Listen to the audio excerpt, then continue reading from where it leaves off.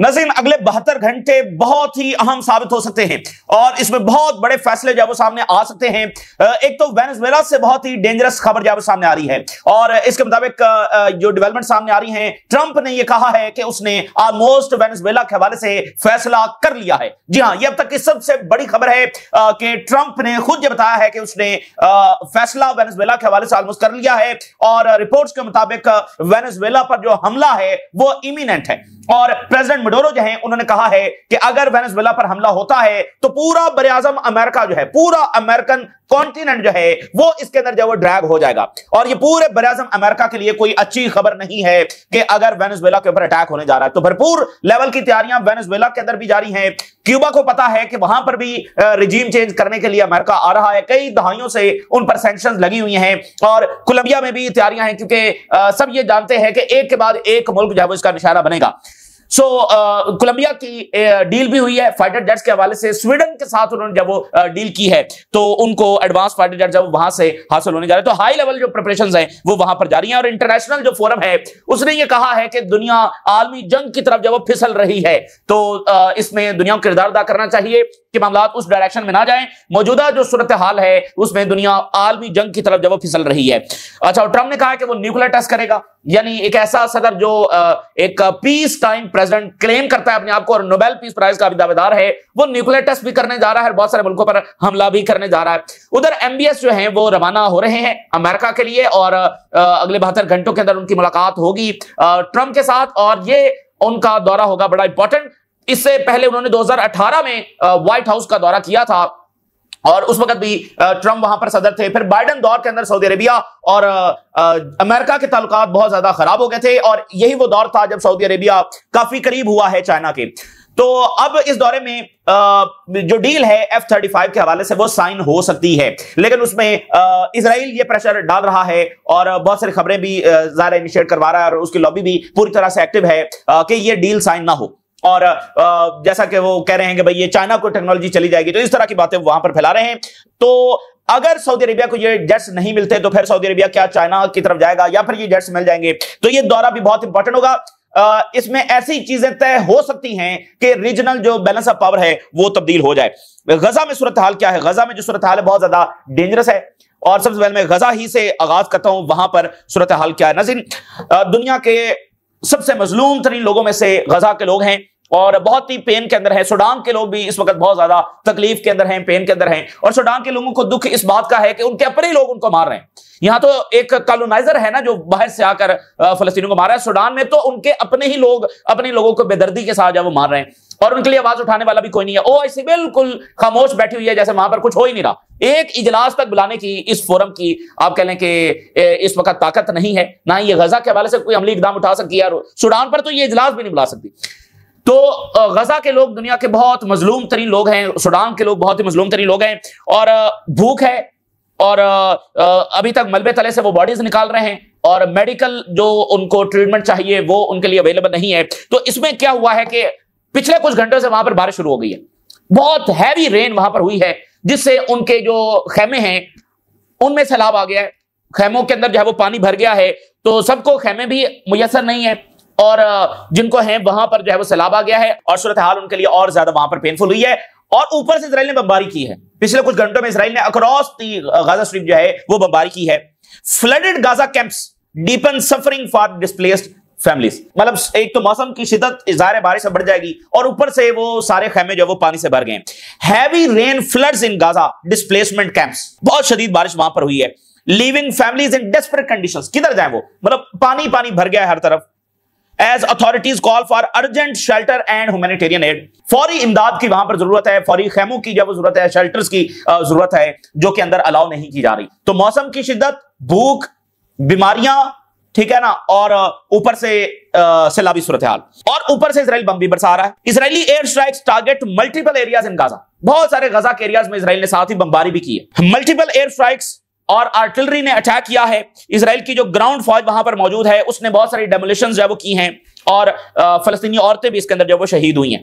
Israeli war planes ने रफा के अंदर एयर स्ट्राइक की, जैतून के इलाके में एयर स्ट्राइक की और आर्टिलरी ने भी खान यूनस और साउथ के इलाके में हमले किए और उनकी जो ग्राउंड फोर्सेज हैं उन्होंने बुलडोजिंग ऑपरेशन जब वो किए हैं, बहुत सारी बिल्डिंग्स को जब वो गिराया है जबालिया के इलाके के अंदर, तो नॉर्थ से लेकर साउथ और सेंटर में उन्होंने ये हमले किए हैं और फलस्तीनी औरतों को शूट किया गया है, यानी उनकी जमीनी फौज ने गोलियां मारकर जब शहीद किया है। ये देखे ना, further reported that woman was shot and killed by Israeli forces, ठीक है, तो बरहरास गोलियां मारकर भी शहीद किया गया है। So Palestinian resistance maintains that Israel continues to carry out daily violations, के डेली वायलेशन जब हो रही हैं उस सीज फायर एग्रीमेंट की जो शर्म अल शेख में हुआ, और इजराइल फुली रिस्पॉन्सिबल है कि कल को अगर ये मुआहदा टूटता है तो इसकी सारी जिम्मेदारी उसके ऊपर होगी। तो इन हालात को देखते हुए एक अहम तरीन मुलाकात जब वो होने जा रही है, और वो मुलाकात है जो हमास के सरबराह है खलील अल हया और स्टीव विटकॉफ की बरह रास्त मुलाकात होने जा रही है। बरह रास्त यानी एक तरफ स्टीव विटकॉफ बैठा होगा और दूसरी तरफ जो है खलील अल हया बैठे होंगे। ये बहुत ही गैर मामूली मुलाकात है। Steve Witkoff preparing for a possible meeting with Hamas Al Hayya, New York Time. US and Hamas meeting comes, क्यों होने जा रही है? क्योंकि इजराइल जो सीज फायर की वायलेशन कर रहा है और बैकलैश आ रहा है, जो अमेरिका एक न्यू गजा प्लान, कंट्रोवर्शियल न्यू गजा प्लान इंपोज करने की कोशिश कर रहा है, और ऊपर से जो इजराइल वायलेशन कर रहा है, इस तरह में मुलाकात होने जा रही है। देखिए रेजिस्टेंस जो है वो यहां पर मीडिएटर्स को मुकम्मल टाइम देगी कि वो इस मुआहदे को इंप्लीमेंट करवाएं, ठीक है ना। वो बार बार उनको मुखातिब कर रही है और उनको इन्फॉर्म कर रही है, जाहिर है वो देख रहे हैं, तो हमास उनको एक टाइम देगी कि वो यहां पर आकर इंप्लीमेंट करवाएं। अगर वो इसमें नाकाम हो जाते हैं तो फिर अल्टीमेटली हमास रिस्पॉन्ड करेगी। देखें, रिस्पॉन्ड करना इस सूरत हाल की तरफ जाना डिजायरेबल नहीं है, यानी पहले दिन से रेजिस्टेंस की कोशिश सीज फायर की तरफ लेकर आना है, तो दोबारा फुल स्केल जंग की तरफ जाना मकसद नहीं है, इस मुआहदे को इंप्लीमेंट करवाना मकसद है। लेकिन अगर मेडिएटर्स अपना किरदार अदा करने में नाकाम हो जाते हैं तो फिर हमास के पास कोई ऑप्शन नहीं होगा, क्योंकि ये सूरत हाल इस तरह से जारी नहीं रह सकती। इजराइल मुसलसल हमले नहीं कर सकता कि हमास खामोश बैठी रहे, ठीक है ना। तो आने वाले दिनों में, हफ्तों में वो रिस्पॉन्ड करेंगे अगर मेडिएटर्स इसको इंप्लीमेंट ना करवा सके। तो ये मुलाकात बहुत इंपॉर्टेंट होने जा रही है। सो ये एक अनयूजुअल डिप्लोमेटिक स्टेप होगा अमेरिका की जानिब से, क्योंकि वो फॉर्मली जो है और बराह रास्त हमास के साथ इंगेज नहीं करता है। देखिए, हमास को तो उन्होंने इतना डेमोनाइज किया हुआ है कि ये दुनिया की सबसे बड़ी जो बुरी ऑर्गेनाइजेशन है वो हमास है, दुनिया में हर मिसाल की जड़ हमास है। तो अब उन्हीं के साथ बराह रास्त है वो बैठना, तो ये बहुत ही अनयूजुअल डिप्लोमेटिक मीटिंग, मतलब दरमियान में कोई थर्ड पार्टी नहीं है, बराह रास्त वो बैठे होंगे। The meeting would unfold against the backdrop of ongoing Israeli violations committed despite the cease fire. सब देख रहे हैं। देखिए, मैं आपको एक बात बताऊं, मिडिल ईस्ट की जो भी अलायंसेस हैं इजराइल के साथ या अमेरिका के साथ, लेकिन एक बात जो इन वाइज कंट्रीज जो विजडम रखते हैं, जो कंट्रीज समझदार हैं और ऑलमोस्ट सारी समझदार हैं, वो इस बात को अंडरस्टैंड कर रहे हैं, उनमें ये अप्रोच अब परवान चढ़ रही है कि वो इजराइल पर ट्रस्ट नहीं कर सकते हैं। जो वो ये सोच कर बैठे हुए थे कि वो इजराइल को लॉन्ग टर्म मंसूबों का हिस्सा बनाएंगे, उनमें अब ये बहरहाल जो कुछ 2 सालों में हुआ है, और फिर वो देख रहे थे कि इजराइल कोई सीरियस कंट्री नहीं है, क्योंकि वो एक प्रॉपर कंट्री भी नहीं है।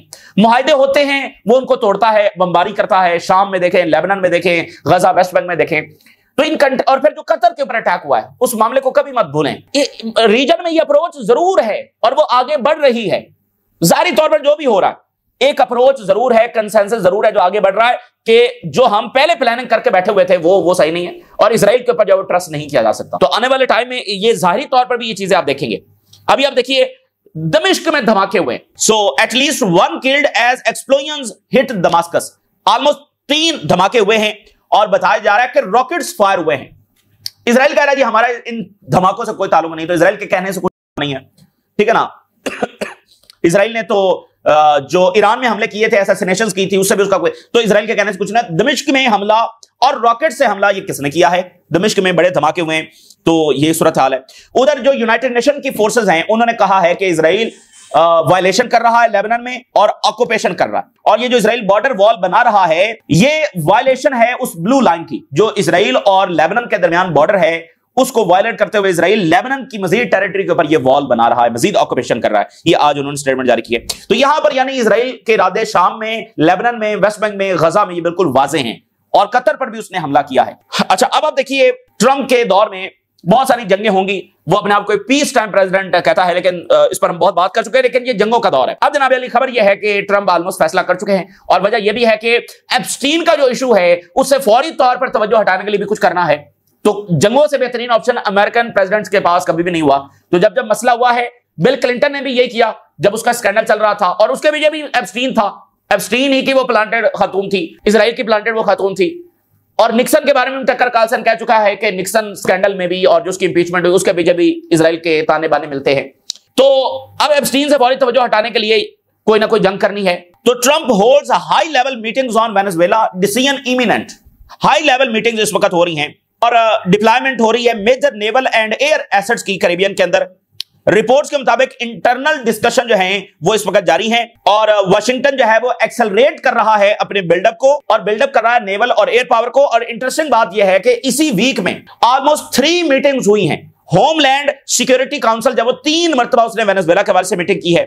एक बहुत बड़ी मीटिंग जब वो थर्सडे के दिन हुई है, थर्सडे के दिन, जिसमें ट्रंप भी शरीक थे, जिसमें जेडी वैंस शरीक थे, जिसमें homeland security adviser Stephen Miller शरीक थे, जिसमें पैटी हेजेसिक जो वॉर सेक्रेटरी हैं वो शरीक थे और chairman of the joint chief of staff जो कि अभी इजराइल से भी होकर आए वो भी शरीक थे। तो यानी पूरी ट्रंप एडमिनिस्ट्रेशन का बहुत बड़ी जो मीटिंग है वो थर्सडे की रोज हुई है और इसी वीक में 3 इंपॉर्टेंट तरीन मीटिंग्स हुई हैं और ट्रंप के सामने थर्सडे के रोज है वो मल्टीपल मिलिट्री ऑप्शंस रखे गए कि कौन से मिलिट्री ऑप्शन जो है वो लिए जा सकते हैं।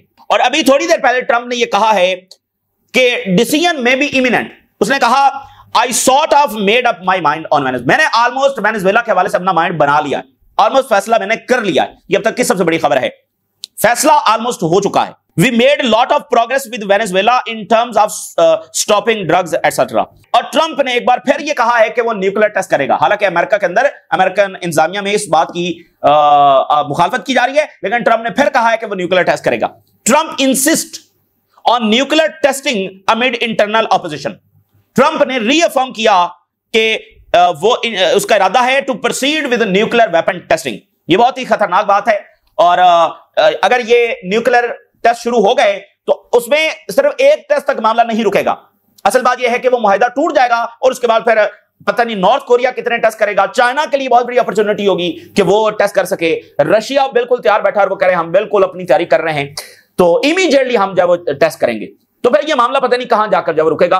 तो कोई तुक नहीं बनती न्यूक्लियर टेस्ट करने की, लेकिन बहरहाल ट्रंप जब कर रहे हैं। अच्छा, ट्रंप ने एक और इकदाम उठाया, उसने 200 जो फूड प्रोडक्ट्स हैं जिसमें बीफ है, कॉफी है और बाकी चीजें हैं, इसके ऊपर बनानास और ये 200 फूड आइटम, इस पर टैरिफ जो रोल बैक कर लिए, टैरिफ खत्म कर दिए। ये बड़ी इंपॉर्टेंट बात है, ये इस बात का सबूत है कि ये तिजारती जंग में शिकस्त है। और दूसरा, ट्रंप ये चाह रहे हैं कि इंटरनली जो है वो माहौल जरा कूल डाउन हो, ठीक है ना, क्योंकि इन्फ्लेशन वहां पर बहुत हो रही है, तो वो जरा कूल डाउन। और ये तिजारती जंग का भी फेलियर है, तो अगर जंगें करनी है तो ऑलरेडी अगर इन्फ्लेशन है तो वो तो जंगों से और बढ़ेगी, तो ये इंपॉर्टेंट है कई हवालों से। अच्छा, अब प्रेसिडेंट मडोरो का क्या रिस्पॉन्स आया, जरा हेडलाइन देखिए। Maduro warns a buildup, do they want another Gaza in South America? क्या वो साउथ अमेरिका में एक और गजा चाहते हैं?